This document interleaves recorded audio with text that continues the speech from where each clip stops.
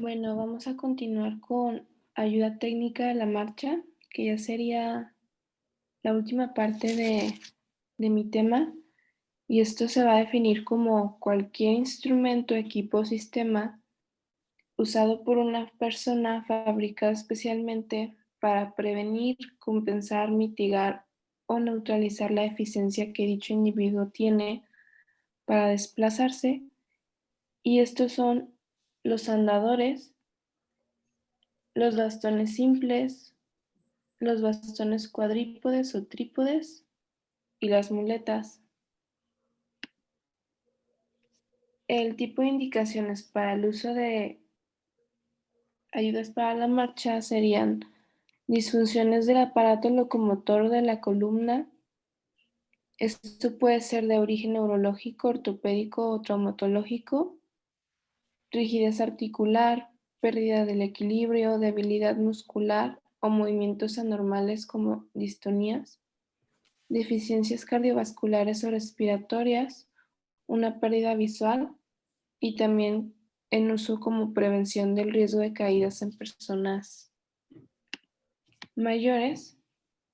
Y bueno, se mencionaba que el tratamiento para los trastornos de la marcha participan distintos integrantes del equipo de salud, como el fisiatra, geriatra, neuróloga, etcétera.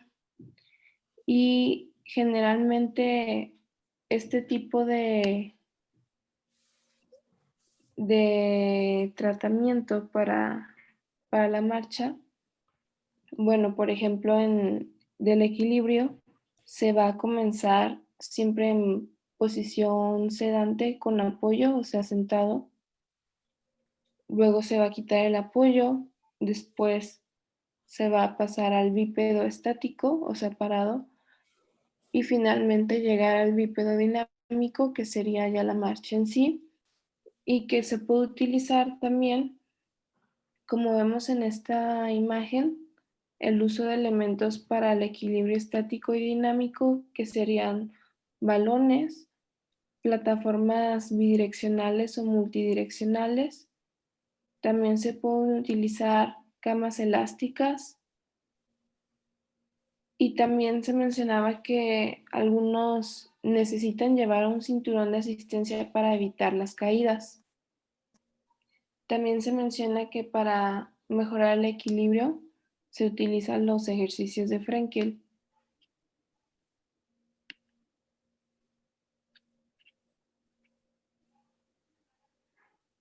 Y aquí es el entrenamiento de la locomoción. Se mencionaba que dependiendo de la afectación de nuestro paciente, se puede utilizar un arnés de sujeción cuando su equilibrio es muy precario. Después se pasaría a barras paralelas y esto va a ir progresando hasta que pueda realizar la marcha con ayudas técnicas, y una vez que ya camina con mayor seguridad en un terreno plano, se empieza el reentrenamiento en escaleras y terreno irregular.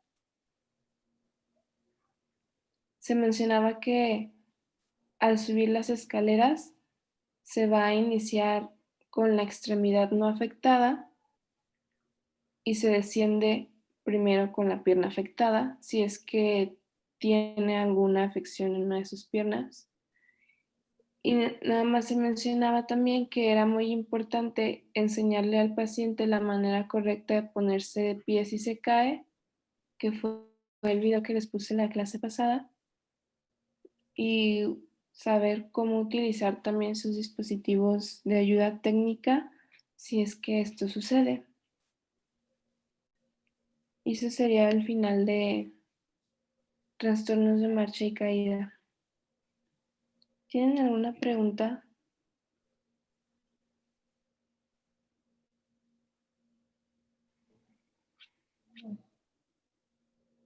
No, todo está muy bien. Muy bien, bueno, ya pasaríamos al siguiente tema. Ok, Tengo una duda. a ver. Nosotros somos los que, bueno, el geriatra es el que decide como cuál sería el dispositivo, pues sí, o la ayuda técnica que necesita el paciente, o ese lo ve alguien más. El que sea un bastón o un andador con rueditas o cómo. Depende mucho de cómo, qué tan deteriorada esté la marcha y para qué lo requiera.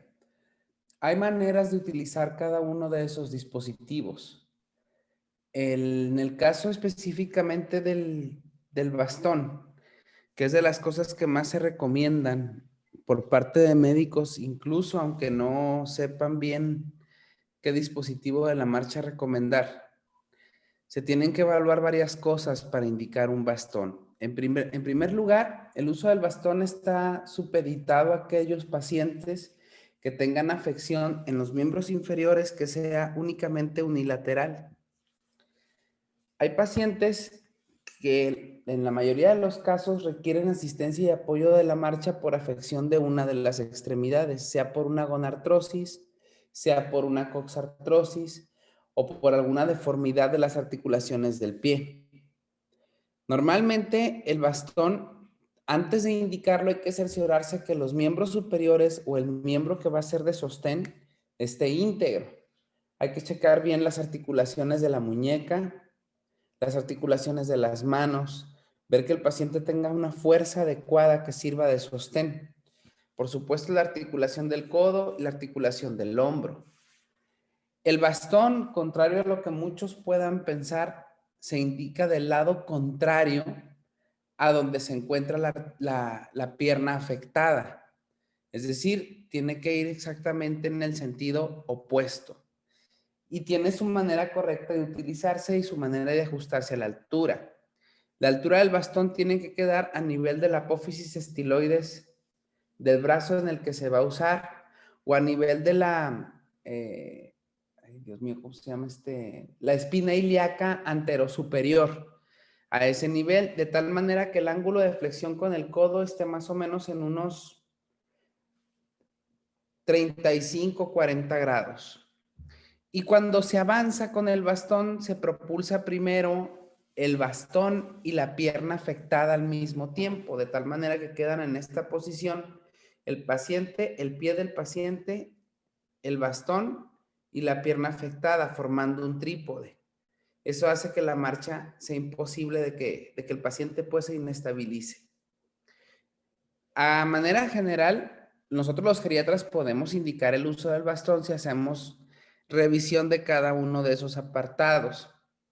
En pacientes que han tenido un gran abatimiento funcional por un problema neurológico, un problema de columna, casi siempre los enviamos a rehabilitación o los de cadera. Y es el fisiatra o el médico especialista en rehabilitación quien indica el tipo de dispositivo de asistencia para la marcha. Entonces va a depender del contexto, pero sí, el geriatra puede indicar un dispositivo de asistencia para la marcha. Los andadores casi siempre se dejan reservados para aquellos pacientes que tienen problemas de equilibrio o que tienen una afectación bilateral de las extremidades inferiores, siempre y cuando se cumpla la regla de que las extremidades superiores estén intactas. Hay de dos tipos, bueno, tres tipos. Están los estáticos, los semidinámicos y los dinámicos. Los tres los conocen ustedes. Los andadores estáticos, pues es el armazón de aluminio, sí, que tiene 4 patas únicamente. Y también tiene su manera de hacerse ¿cómo se dice? Funcionar, cuál es su uso correcto. Los semidinámicos son aquellos que únicamente tienen llantas hacia adelante. Y los dinámicos son esos que tienen llantas en todas las piezas del andador. Y aparte de eso, algunos de ellos tienen hasta aditamentos que son para comodidad o para conveniencia. Pueden tener asiento, pueden tener canastilla. Casi siempre los andadores se reservan para aquellos pacientes que necesitan movilizarse fuera del domicilio, en supermercados, en la calle, pero el uso tiene que ser correcto, porque si no, el andador se transforma o el bastón en un arma de doble filo. De hecho, puede provocar más caídas que las que ahorra en alguien que esté mal indicado. ¿De acuerdo? Y hay técnicas, por ejemplo, hay una manera correcta para subir escaleras con un bastón, hay una manera correcta para subir con un andador escaleras también, si las escaleras están diseñadas para esto, porque no todas están diseñadas para esto. Lo mismo sucede con las sillas de ruedas. Las sillas de ruedas tienen su manera correcta de utilizarse. Cientos de veces he visto que descienden a los pacientes de rampas hacia adelante y muchas veces me ha tocado presenciar catástrofes. A grosso modo les diré, por ejemplo, cualquiera pensaría el uso correcto de cualquier silla. Los descensos en las sillas siempre son de espaldas, si ustedes están asistiendo, y los ascensos siempre son de frente, nunca al revés. ¿Ok? Tienen su chiste. Nada más que, ¿cómo decírselos? Ejemplificárselos aquí sí sería algo difícil. Casi siempre es más sencillo hacerlo de manera presencial. ¿Ok? Sí, muchas gracias. Sí. Muy bien. ¿Quién sigue? Nosotros, doctor, con síndrome de inmovilidad y úlceras por presión. Lesiones por presión. Muy bien.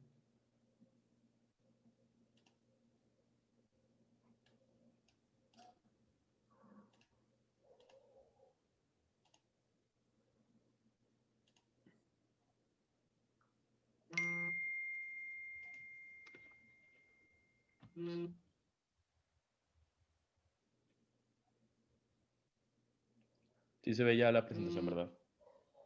Ya. Sí, Sí, ya. Ok, sí. bueno. Entonces, pues ya, buenos días, compañeros. Nosotros somos Raúl Reyes y Francisco López, o Jason López, y nosotros les vamos a dar el tema de síndrome de inmovilidad y úlceras por presión. Entrando, pues, primero que nada, al síndrome de inmovilización o síndrome de inmovilidad. Primero se nos mencionan dos definiciones que pues son importantes pues para poder abarcar bien este tema. El primero pues es la movilidad y la inmovilidad.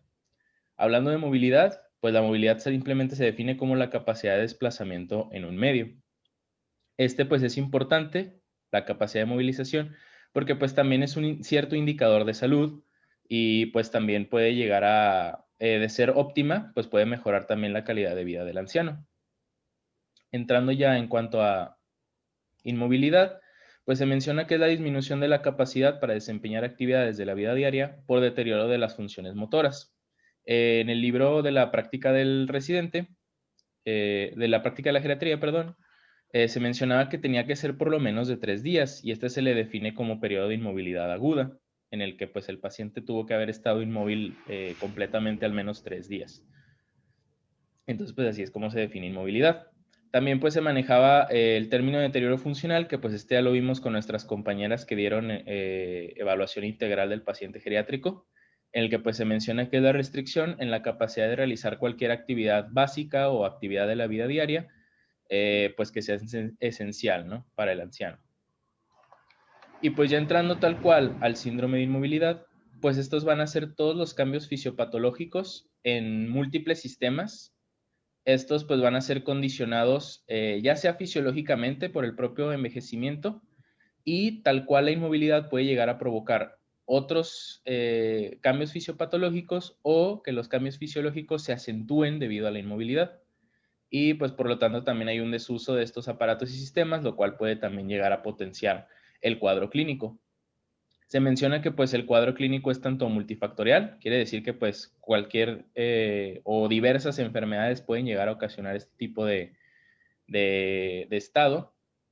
Es potencialmente reversible si se llega a tratar bien la patología de base y se puede llegar a instaurar un periodo de rehabilitación de manera correcta y temprana y prevenible. Y pues también es de mencionar que pues a todo síndrome de inmovilidad siempre va a haber un deterioro funcional de base, pero no necesariamente todo deterioro funcional puede llegar a ocasionar un síndrome de inmovilidad. Entonces pues es para entender muy bien de qué trata.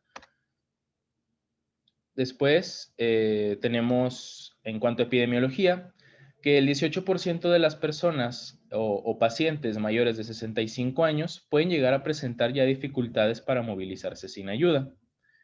Y un 50% de pacientes mayores de 75 años ya presentan problemas para salir del domicilio, lo cual puede llegar a condicionar a que el paciente pueda llegar a estar siempre en estados de inmovilización, dígase estar en cama, estar en el sillón siempre, sentado o acostado. Y en cuanto a nivel hospitalario, pues se menciona que el 59% de todos los pacientes geriátricos que ingresan al hospital van a iniciar una dependencia a una nueva actividad de la vida diaria. Entonces, pues es importante que los pacientes no estén el mínimo tiempo inmovilizados. También se menciona que ancianos con inmovilidad aguda, que como ya mencioné, es la pérdida rápida de la independencia durante un mínimo de 3 días, independencia en la movilidad. Y se menciona que el 33% de estos pacientes puede llegar a morir en un plazo de 3 meses y más de un 50% a los 12 meses. Entonces, pues es importante mencionar que pues algunas bibliografías incluso mencionan el síndrome de inmovilidad como una urgencia geriátrica y pues es importante hacerles una evaluación inicial temprana y pues poder llegar a tratar esas complicaciones asociadas. Entonces, pues es lo más importante. Después tenemos la fisiología del envejecimiento. Estos son algunos de los cambios fisiológicos que ya hemos visto en anteriores clases. Pues es de decir que pues simplemente el propio envejecimiento puede llegar a propiciar algunas de estas condiciones, lo cual puede hacer que el paciente pueda ser más sensible a otros factores que lo puedan llegar a afectar. Entonces, pues tenemos primero que nada el sistema cardiovascular, en el cual propiamente el envejecimiento puede disminuir el gasto cardíaco, puede haber un déficit en la fracción de eyección y puede llegar a haber una menor distensibilidad del ventrículo izquierdo, debido a que pues hay un menor gasto cardíaco. En cuanto al sistema respiratorio, disminuye la capacidad vital y presión de oxígeno, debido a que pues el paciente no va a estar requiriendo tanto oxígeno al no estar haciendo alguna actividad. Puede haber una alteración en el reflejo tusígeno y de la función ciliar. En cuanto al sistema musculoesquelético, que ya estuvimos viendo en clases pasadas, pues hay una disminución de la fuerza muscular. Puede haber osteoporosis por desuso y puede existir también marcha senil. Y en cuanto al sistema nervioso, pues hay una alteración del sistema propioceptivo, lo cual pues puede llegar a disminuir un poquito los estados de sensibilidad en el paciente, lo cual pues puede llegar a condicionar que él se sienta desconfiado en cuanto a su caminata y pueda llegar a propiciar inmovilidad. Y también reflejos de corrección, por lo tanto pues va a limitar movimientos gruesos y finos, lo cual pues va a reducir tanto la fuerza como la coordinación del paciente. En cuanto a la etiología ya del síndrome de inmovilización, pues es prácticamente todas estas que están en esta tablita, están clasificadas por aparatos y sistemas. Y pues bueno, se menciona primero las neurológicas. En cuanto a orden, no hay un orden específico, estas son pues, simplemente el orden que manejaba el libro. Se mencionaba principalmente la enfermedad vascular cerebral, que era la más importante de algunas de las patologías neurológicas. De hecho, se menciona que el 50% de pacientes que llegaron a sufrir un EBC, pues ya iniciaron algún tipo de dependencia en una actividad de la vida diaria y por lo tanto ya van a requerir apoyo de un cuidador. También se menciona la enfermedad de Parkinson, que ya la veremos más adelante, y ciertas neuropatías, las cuales pues disminuyen la sensibilidad en un paciente. En cuanto a enfermedades óseas o articulares, pues es importante mencionar que pues las alteraciones musculoesqueléticas suelen ser las más frecuentes y las cuales van a condicionar más un estado de inmovilidad. Se menciona tanto la enfermedad articular degenerativa, la artritis reumatoide y otras artropatías que pueden llegar o a condicionar muchísimo dolor que pueda llegar al paciente o pueda llevarlo a estados de inactividad por el mismo dolor, la cual incluso todavía se puede agravar más debido a que en estados de inmovilidad pues suele haber cambios en las articulaciones. Por ejemplo, puede haber inmovilidad, ya sea porque hay un acortamiento de fibras musculares o también puede haber hipotrofia o degeneración también de masa muscular y pues puede también traer más dificultad para la rehabilitación. Y por otro lado, pues en el caso, por ejemplo, de la artritis reumatoide, pues puede llegar a haber tanta degeneración articular que puede llegar a estar incluso, puede llegar a confinar a un paciente a silla de ruedas, por lo tanto, pues es importante siempre tratar estas patologías pues más temprano. Después tenemos problemas podológicos, que pues obviamente pues siendo las piernas, los pies, lo que principalmente aguanta todo el peso del cuerpo, pues es importante que el paciente tenga un calzado cómodo. Traumatismo se menciona pues también por ejemplo, la más común, que es la fractura de cadera, que puede llegar a condicionar que el paciente esté inmóvil por largos periodos de tiempo, la rehabilitación sea muy larga y pues incluso también es una urgencia geriátrica. Tenemos las metástasis óseas y la enfermedad de Payet.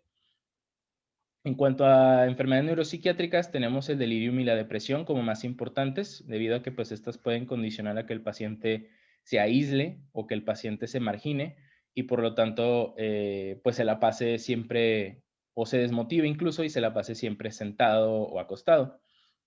También tenemos síndrome demencial, en el cual pues se llegan a prescribir a veces ciertos psicotrópicos, que ya veremos más adelante su efecto. Y pues también disfunción cerebelosa, la cual puede llegar a ocasionar cambios en el equilibrio del paciente. En cuanto a alteraciones metabólicas, mencionaba primero que nada el desequilibrio deselectrolítico. El más importante y que ya hemos visto anteriormente, pues es la hiponatremia y la hipocalemia, que estas por sí solas pueden llegar a predisponer a estados de hipersomnia, delirium hipoactivo o estados de debilidad. En cuanto a enfermedades de la tiroides, pues también se mencionaba el estado, en el caso del hipotiroidismo, las cuales pues también pueden llegar a ocasionar ciertos estados de hipoactividad y trastornos del metabolismo del calcio. Teniendo ahora las enfermedades cardiovasculares, estas también son de las más importantes, de las que guardan mucha importancia también en cuanto a la consecuencia del síndrome de inmovilidad. Se menciona que pues las enfermedades cardiovasculares pues tienen una estrecha relación con el consumo del oxígeno. Entonces pues al paciente al estar inmovilizado, pues las demandas metabólicas o tisulares de oxígeno pues disminuyen. Entonces pues va a haber una alteración en la función de bombeo del propio corazón por el mismo déficit de desempeño cardíaco, por lo cual pues va a llegar a predisponer estados, por ejemplo, o patologías como síndrome coronario agudo, insuficiencia cardíaca congestiva grave o enfermedad vascular periférica. En cuanto a enfermedades pulmonares, se menciona que pues estas son las únicas en las que se contraindica en cuanto a rehabilitación el ejercicio, debido a que siempre debe de ser importante tratar la patología de base y se mencionan neumopatías obstructivas. En cuanto a déficit sensorial, pues es obvio que el daño visual y el auditivo pues pueden llegar a ocasionar, pues por ejemplo en el caso del daño visual, pues que el paciente no vea bien su entorno, no lo reconozca bien, pueda llegar a estarse tropezando con incluso sus propios muebles. Y en el auditivo, pues recordar que el aparato auditivo pues es muy importante también para el equilibrio. Entonces pues puede llegar incluso a ocasionar pues que el paciente se sienta desconfiado en su propia marcha. En cuanto a inestabilidad, se mencionan los fármacos, principalmente los psicotrópicos, diuréticos y vasodilatadores. En cuanto a los psicotrópicos, pues se menciona que pues, estos alteran los procesos de neurotransmisión, pueden estimularlos como inhibirlos, en este caso pues los inhibirían, y pues estos principalmente están indicados en trastornos del sueño en pacientes con delirium. Se mencionan también trastornos de la marcha, hipotensión ortostática, que pues se debe a que los vasoreceptores pueden verse alterados debido a que hay un reposo excesivo. Entonces el paciente al quererse parar va a sentir mareos y pues puede llegar a que pues el mejor paciente ya mejor no se quiera parar. Auxiliares inadecuados, en el caso de, por ejemplo, como ya vimos con Paola, tanto bastón, muletas, andador, que pues no sean adecuados para el paciente, ¿no? O no estén bien indicados. Y desacondicionamiento físico. En cuanto a factores ambientales, pues el simple hecho de que esté hospitalizado, pues ya es una restricción física, el paciente no se va a poder mover como quiera dentro de un hospital. Barreras arquitectónicas, en el caso de que un paciente no tenga el suficiente espacio en su casa, debido a que tenga muchos muebles. Y pues ya otro se menciona el síndrome postcaídas, el maltrato o la jubilación. ¿Hasta aquí tienen alguna duda?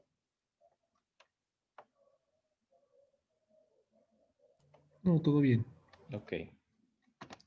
Bueno, entonces, ya hablando tal cual de muchas consecuencias relacionadas a la inmovilidad, aquí las dividí porque pues el programa lo mencionaba que se vieran tanto en corto a mediano plazo como a largo plazo, siendo pues como ya mencioné, las que se instauran de manera rápida y suelen afectar más que nada a los pacientes son tanto los del sistema cardiovascular como del sistema musculoesquelético. Hablando primeramente del sistema cardiovascular, estas alteraciones pueden incluso aparecer a los pocos días de que el paciente esté inmóvil, pasados los 3 días. De hecho, incluso mencionaban que de 3 a 7 días pueden llegar a aparecer estos cambios. En estos pues va a haber una alteración del flujo sanguíneo, como ya mencioné, debido a un menor gasto cardíaco, a una menor fracción de eyección, las cuales pueden llegar a predisponer en pacientes estados de fatigabilidad o incluso llegar a un síncope, las cuales estas también pues pueden llegar a que el paciente no tolere el ejercicio o incluso puedan llegar a incrementar el riesgo tromboembólico. En el caso de, por ejemplo, la trombosis venosa profunda, tromboflebitis y tromboembolismo pulmonar. Después tenemos las causas del sistema musculoesquelético, en las que, pues bueno, estas se menciona que se llegan a instaurar de días a semanas, estas alteraciones. Se menciona que incluso ocurre en promedio pasadas las 6 semanas. Aquí, pues, la fuerza muscular va a disminuir hasta un 55% en un periodo ya de semanas en el que el paciente esté inmóvil, hablando de un promedio de 1 a 3% de pérdida de fuerza muscular al día. Y se menciona que hay una tasa de recuperación del 6% a la semana, entonces, pues, es muy poca la tasa de recuperación con respecto a lo que se pierde al día.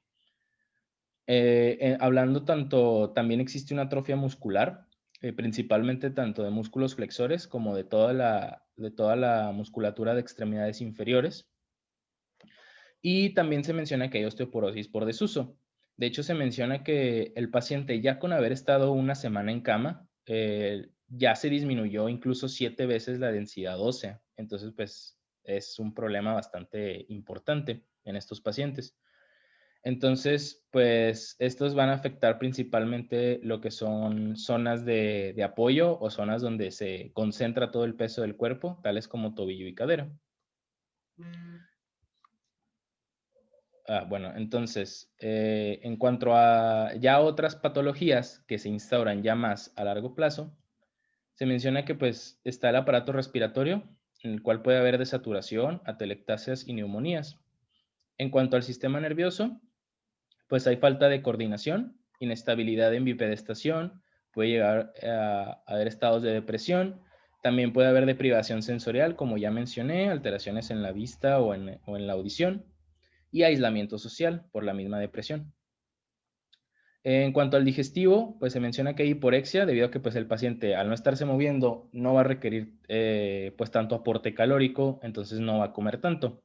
Y pues también el estar acostado mucho tiempo puede llegar a predisponer que haya enfermedad por reflujo gastroesofágico, la cual pues es una de las principales también causas de las neumonías por aspiración, que pues es una de las también manifestaciones del respiratorio.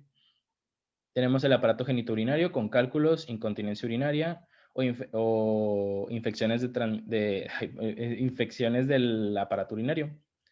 Y en cuanto a piel, que son las más importantes y que ya veremos más adelante, son las úlceras por presión.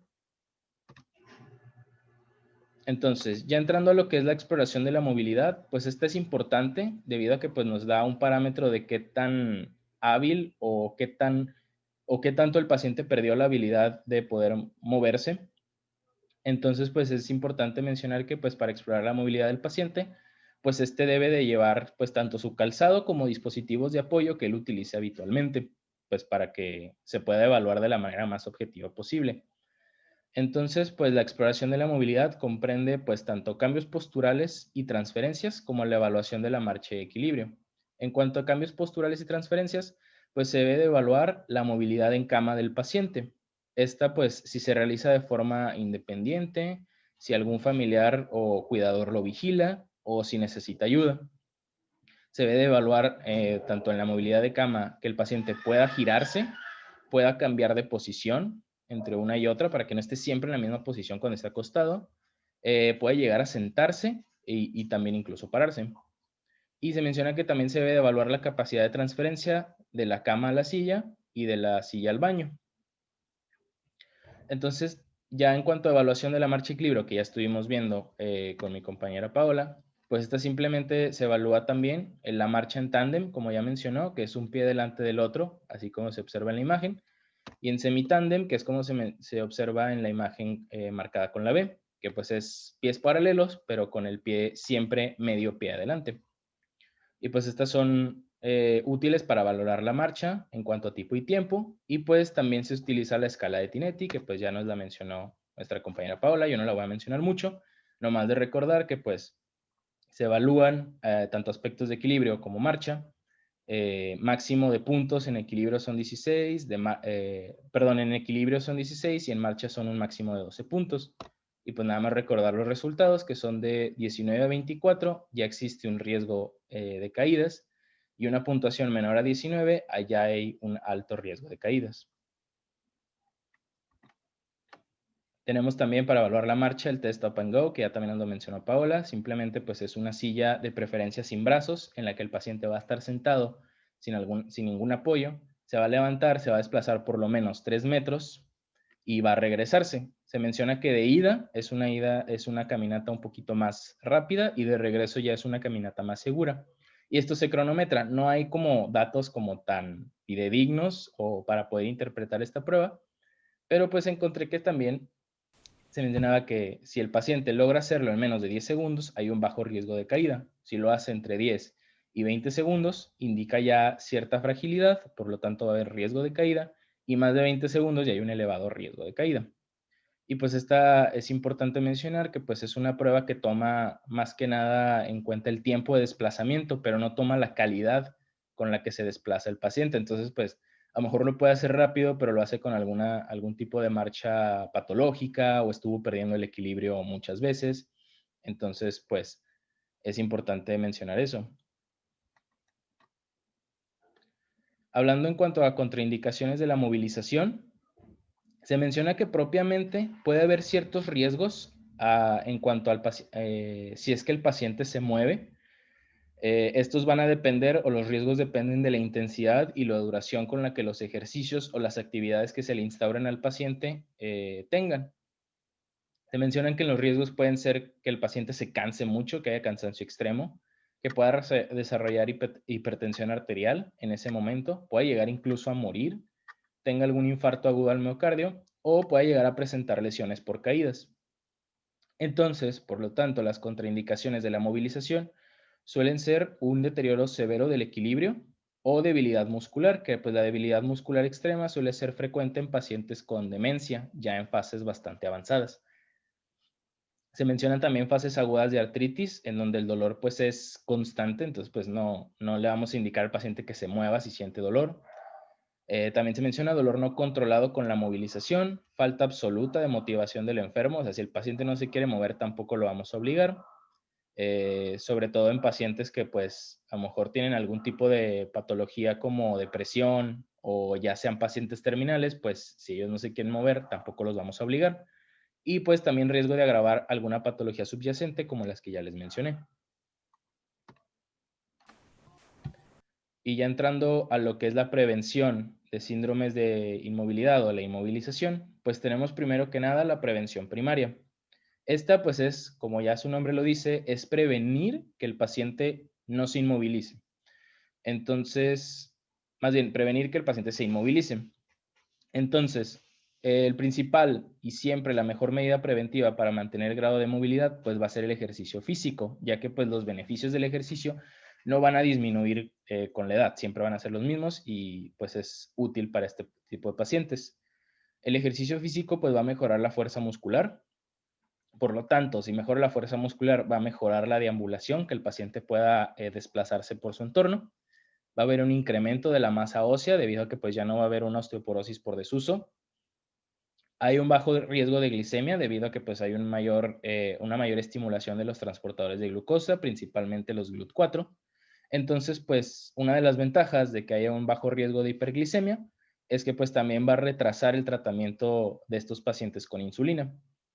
Y pues esto también es beneficioso para ellos. También se menciona que disminuye los niveles de triglicéridos y aumenta el colesterol HDL, y va a aumentar la capacidad de reserva cardíaca y extracción de oxígeno en tejidos periféricos. A su vez que pues también otros efectos del ejercicio es que disminuye la ansiedad y síntomas depresivos.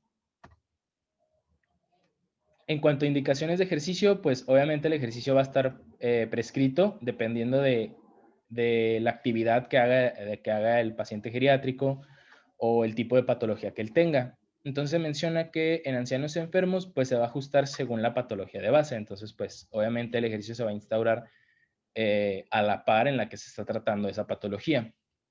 Se menciona que en ancianos frágiles que no pueden mantener el equilibrio o tienen algún trastorno en la marcha, se les prescriben ejercicios de baja intensidad y aeróbicos. Ahorita se los mencionaré cuáles son. En cuanto a ancianos hospitalizados o en institución, que pues son los que se encuentran en residencias, suelen ser actividades, con que hagan actividades fuera de la habitación es más que suficiente. Y en ancianos sanos, se menciona que ancianos menores de 75 años, se les prescribe ejercicios de moderada a alta intensidad, que sean aeróbicos y de preferencia de resistencia. Y mayores de 75 años, con que sean ejercicios de moderado esfuerzo o de fortalecimiento. Y en ancianos entrenados, pues simplemente es con que sigan su rutina, ya que pueden hacer ejercicios aeróbicos de alta intensidad. Se menciona que el ejercicio pues se puede llegar a contraindicar en caso de que aparezca dolor, disnea, inestabilidad o mareo. Y pues se recomienda iniciarlo 2 o 3 días a la semana hasta que pueda llegar el paciente a hacerlo incluso 5 días.